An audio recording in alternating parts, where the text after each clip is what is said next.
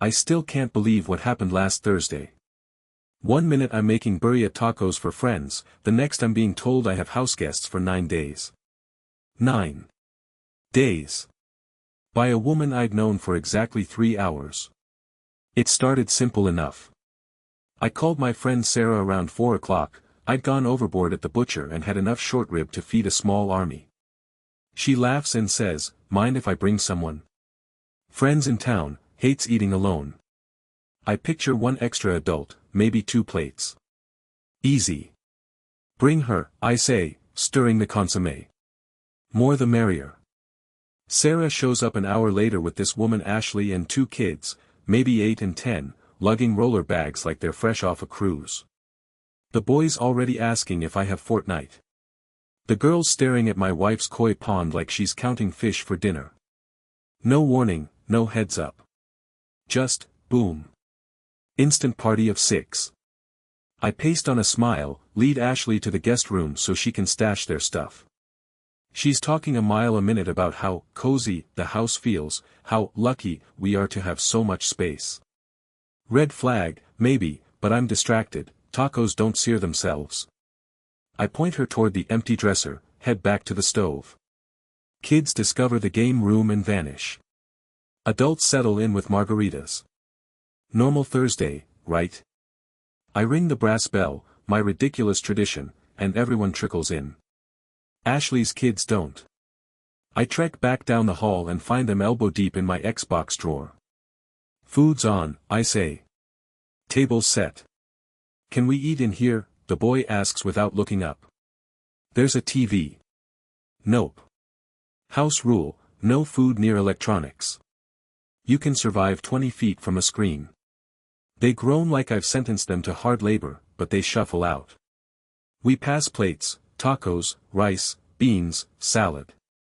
Ashley talks about her drive down, traffic was brutal, kids were monsters, her ex is useless, with a capital U, standard single mom venting, I get it. My wife and I trade glances. We've hosted plenty of strays. We can do polite. 2 margaritas in, I bring out the flan. Silky, perfect, burnt sugar top cracks like glass. Ashley takes one bite and closes her eyes. I haven't eaten this well in months, she says. Seriously, you guys are lifesavers. Pride swells, then she stands, wipes her mouth, and announces, okay, monsters, jammies. Meet you in the guest room. My spoon stops halfway to my mouth. Jammies? In my house? I glance at Sarah, she's scrolling Instagram, oblivious. I follow Ashley down the hall. She's already unzipping suitcases, pulling out Power Ranger PJs and a unicorn onesie. The kids are bouncing on the queen bed like it's a trampoline. Hey, I say, leaning in the doorway. You, heading to a hotel after this? She doesn't even look up. No hotel. We'll crash here, if that's cool.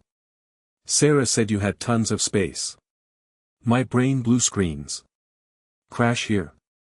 I literally met her 3 hours ago. I stammer something about not having fresh sheets, but she's already tucking her daughter into a sleeping bag, on my hardwood, no less, like she's done this 100 times. I'm sorry, I say, stepping inside. I think there's been a miscommunication. I didn't offer. She straightens, hands on hips. Sarah said you're always helping people. Single mom, 2 kids, hotel prices are insane. Figured you'd understand. Understand? I understand I now have strangers camping in my house. My guest room is for friends who bring wine, not uninvited boarders who bring, well, children. I walk back to the dining room, grab Sarah, pull her into the kitchen. Did you tell her she could stay here? Sarah's eyes go wide. God, no. She mentioned hotels were pricey, I said you were generous. That's it. I swear. Generous. Right. I march back, polite smile soldered on. Look, Ashley, I'm happy to help you find a room, there's a Hampton 20 minutes away, but I can't put you up tonight. We've got grandkids coming in the morning, house is chaos. Her face shifts, sweet to steel. So you invite us to dinner, let my kids get attached to your game consoles, then kick us onto the street?